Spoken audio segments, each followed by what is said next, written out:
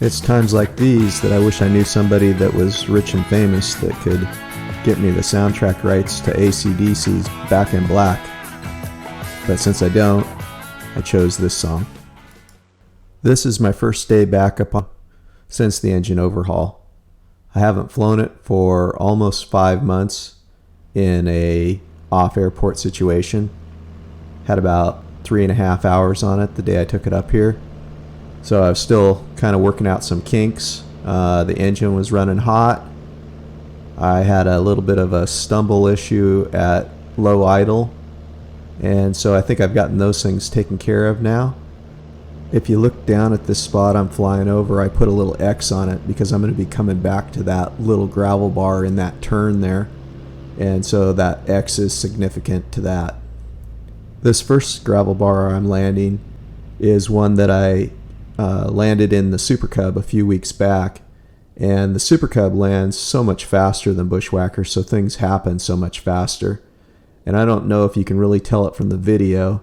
It's not really a totally fair comparison because I'm able to get my wheels down on the water quicker with Bushwhacker than I did with the Cub, and so I've actually bled off more speed on the water than I did with the Cub, but it made landing this gravel bar pretty easy, other than the fact that my suspension's not nearly as good as what I've got on the Cub.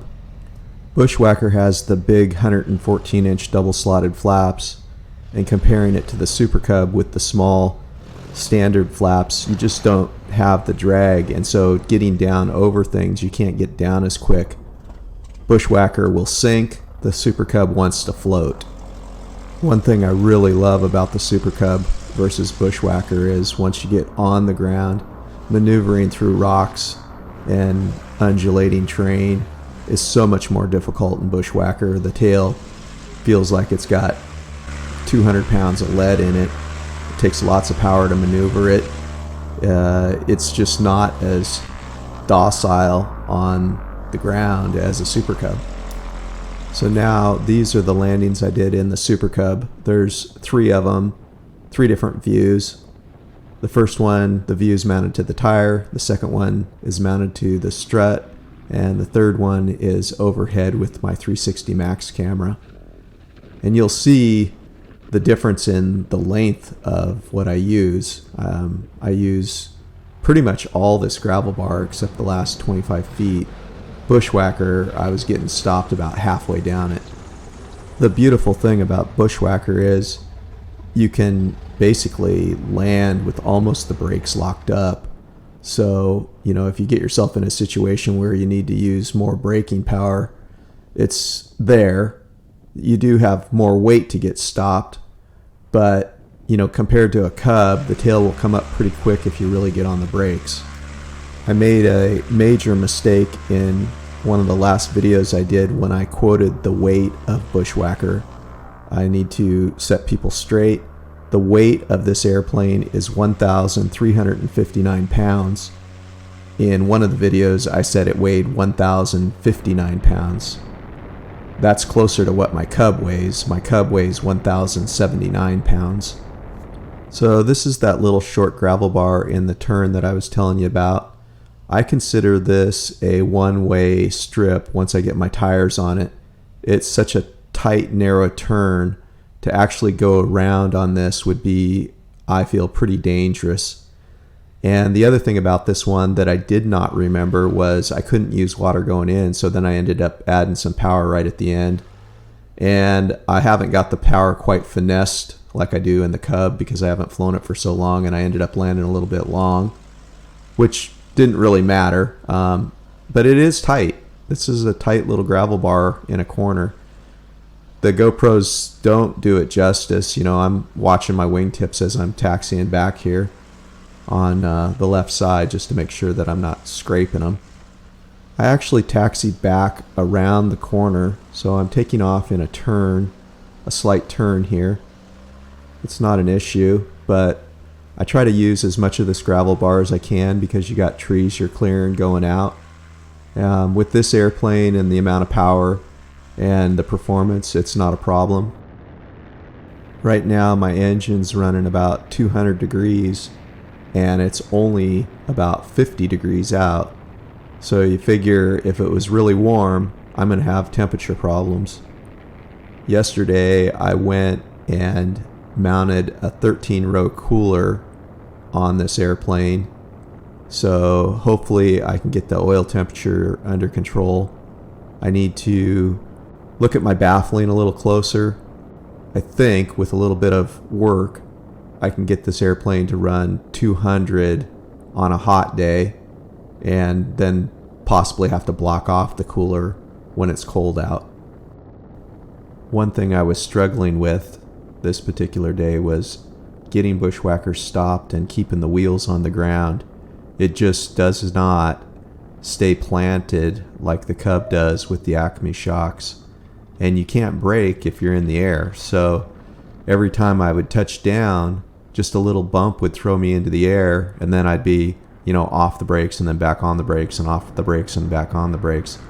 And it makes a big difference how short you can get into a spot if you can't use your brakes effectively.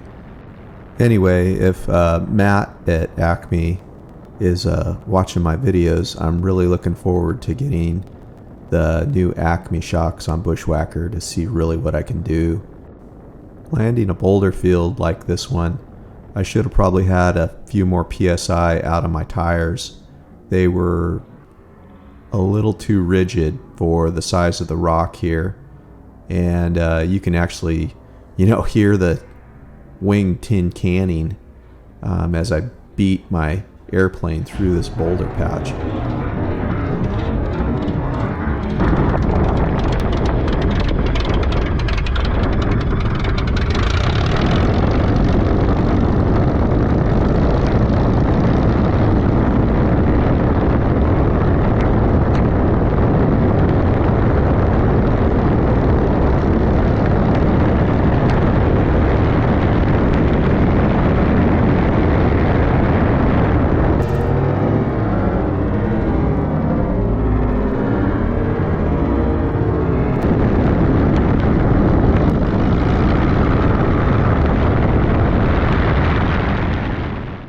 The airplane's pretty light here on this day.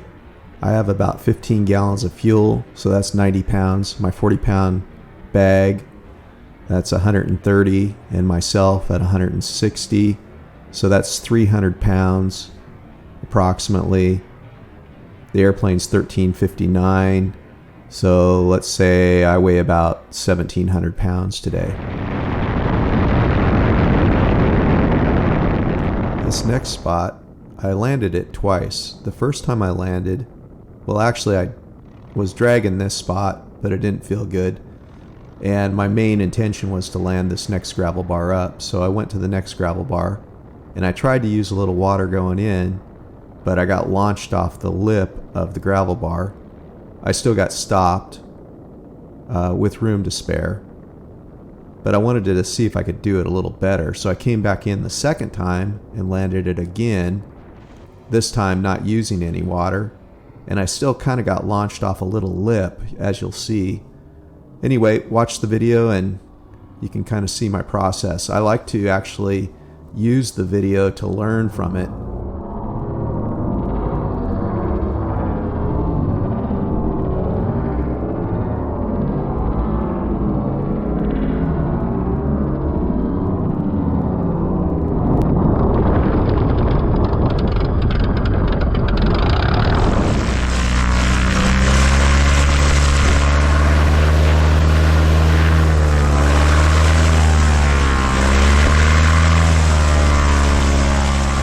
A little hard to tell here, but I'm pretty close to that high bank on the other side of the river, but it's not an issue because I'm up on the gravel bar. But you'll notice the next time I come around and make my turn, I go a little bit further down the gravel bar, and not being able to see my tire quite as clearly as I can in the Super Cub, I end up driving off the edge with the left tire, and you'll get to see the results. I actually marked the gravel bar with a little red dot in the video where I turned around the first time, which was downriver on the gravel bar several feet. and it gave me a little bit more room to make my turn. Again, I get launched off this little lip with my left wheel, but it's not as severe as the first time. And I'm able to keep my tires on the ground quite a bit more than I did the first time. And it resulted in a shorter landing.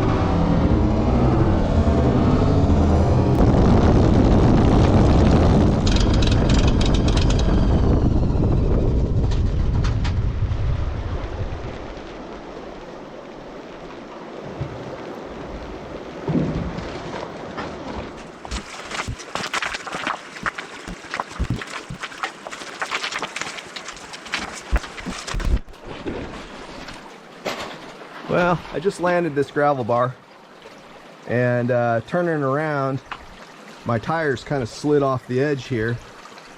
So I went up there and kicked a clearance for the wingtip, because it's pretty hard to move around this airplane on big rocks like this. You know, it's not a light airplane like a Super Cub.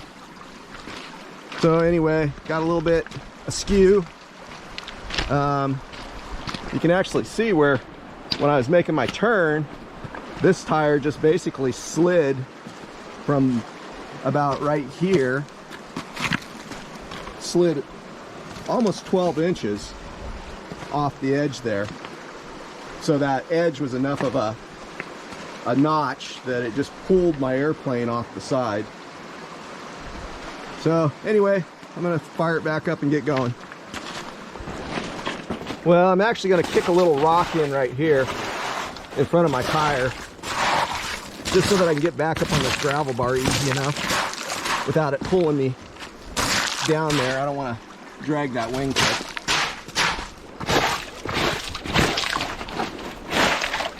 So, kick some of this gravel in, make a little ramp here, and it'll get me back up a little easier.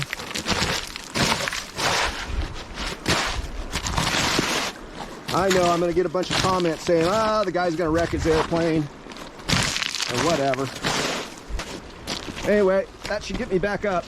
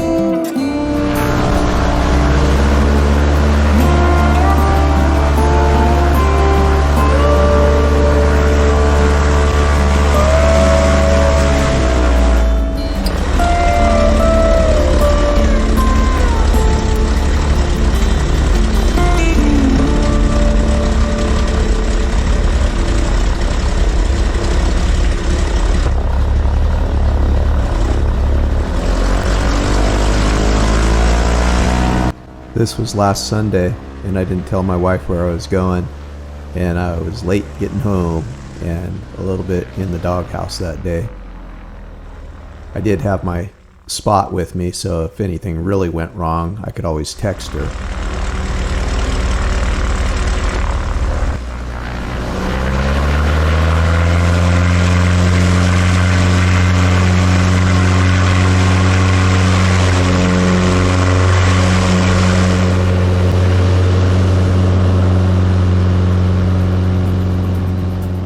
I get quite a few questions on what helmet I use.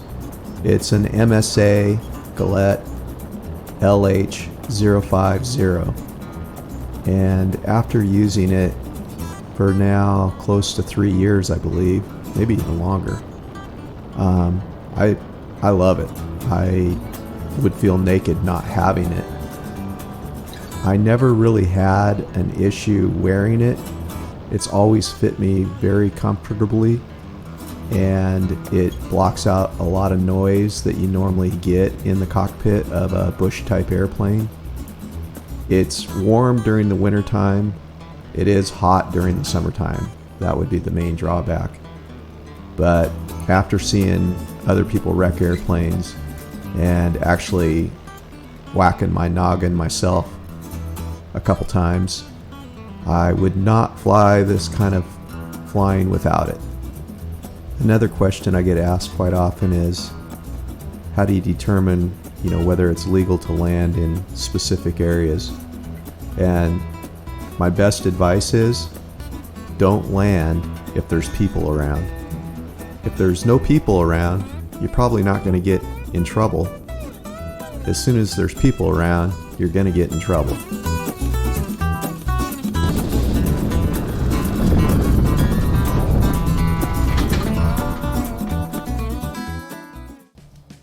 If you enjoyed what you watched here, please subscribe and hit the like button.